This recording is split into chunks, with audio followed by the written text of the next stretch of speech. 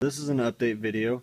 This video is pretty far behind. I haven't made a video in like 5 months. Last one was a startup video before I left to go to Arizona for 3 months. But here it is. I'm just going to be talking about the things that I've done lately, things that I'm in the progress of doing, and the things that I will be doing in a couple weeks. A couple days ago I deleted the EGR valve. Now, people do this for several different reasons. Like, there's a cosmetic reason. You know, you're not only cleaning it up, but you're getting rid of all the piping, the hot pipes, the rusty EGR valve itself, the pipe, and various sensors and controllers that would activate the EGR valve. But it really does clean it up. I did it for 2 reasons. One, to not really so much to clean it up, but I just didn't want that hot EGR valve or the hot EGR piping and whatnot in the back here, because I had some stuff zip tied away from it, and it just wasn't worth the risk of burning something or melting something, because I do have a lot going on back here. But the other reason is if you have a supercharged car, or if you have an Eaton, I would say, you have an intercooler right below it that is fed coolant from the front mounted intercooler all the way to the intercooler below the supercharger.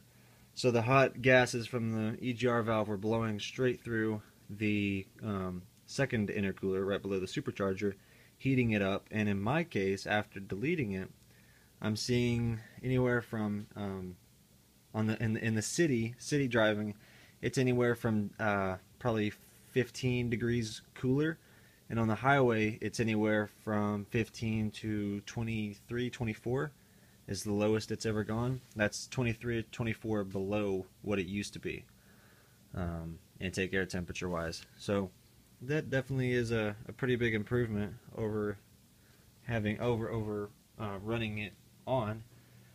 So I replaced the thermostat a couple days ago. Not so much a performance upgrade. I like doing a lower thermostat temperature wise, but the one that I had was sticking closed. So on a short drive from my parents' house to here, which is my grandparents' house, I had it didn't overheat, but the temperature was about three quarters way.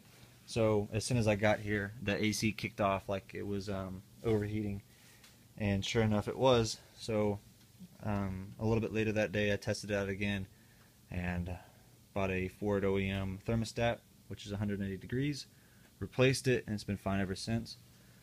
The supercharger to shaker brackets are coming along pretty good.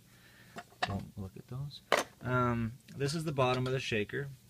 This is the intake, where the intake air would come through and go through the piping to the cold air. And this is the shaker upside down. So this is the intake side of it that would be facing the front of the car. This is the bottom. Like I said, that would normally bolt to the bottom.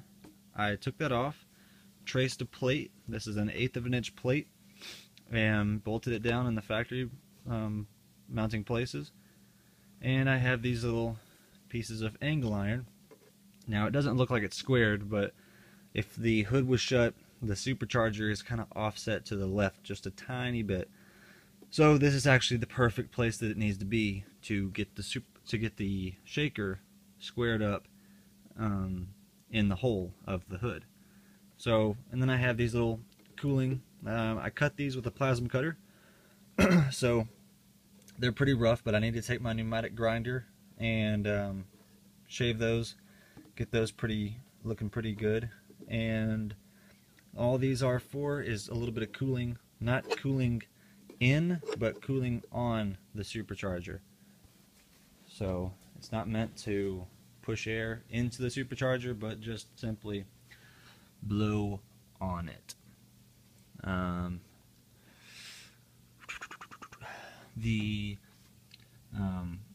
All the connectors and whatnot that went to the EGR valve, here's one, and the other one is right here.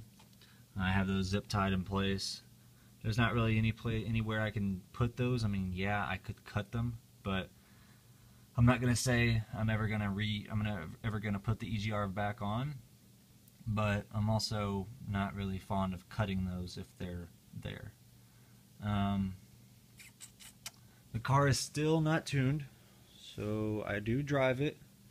It has a 03-04 Cobra tune in it right now, so it's basically set up tune-wise to be an 03-04 Cobra. Now I do have some modifications like the cold air intake, JLT cold air intake. I have some cylinder head modifications that I did during the build. So I do have a little bit more airflow, but I do need to get it fully tuned. I plan on porting the supercharger. I'm gonna take it to Stegmeyer or ship it to Stegmeyer, get them to do a stage 7 on it, and I might run a smaller pulley. I might run the stock pulley at first, but I'll probably end up. I'm definitely gonna like right now. This pulley is pressed onto the hub of the shaker or the supercharger, and so for me to change out pulleys, I would need to pull this off, which I have the puller, and then press a new one on. Well, I can't remember the exact brand, but there's several different brands that make a quick change kit, which you would pull this off, and you would put a quick change adapter onto the hub, which would have several bolt holes around it, and you would buy a special pulley that would simply just bolt onto the adapter that is pressed onto the hub. So you don't need to do the pressing on and off. You just need to take 4 Allen bolts out and then put a new pulley on it. And if you do it correctly, you'll get your tuner to make you 2 different tunes, one for the one size pulley and one for the other size pulley. And then if you're at the track, you can simply take 4 bolts out, put a new pulley on, upload a new tune onto your car, and go. But that's pretty much it. That's all I've really done so far. Let me see.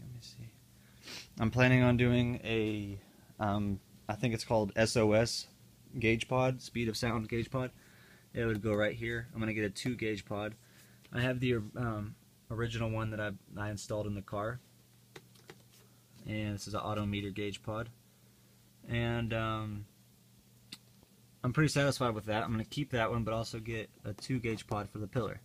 One of them is for sure going to be a coolant temperature, but I can't make up my mind on what I want the other one to be. The reason I'm going to do a coolant temperature is because these engines are notorious for having the cooling problem on the driver's side cylinder head, number 7 and 8 cylinders. Well, during my build, I actually have a video on it, but during my build I did the coolant crossover, or the cooling head mod, which basically takes typically just the passenger side cylinder head at the very back of it would cross into the heat exchange or heater core. Well, now I have them basically wide together, so they both go into the heater core and then out. But that's the cooling mod. You can do it a couple different ways, but that's the way I did it.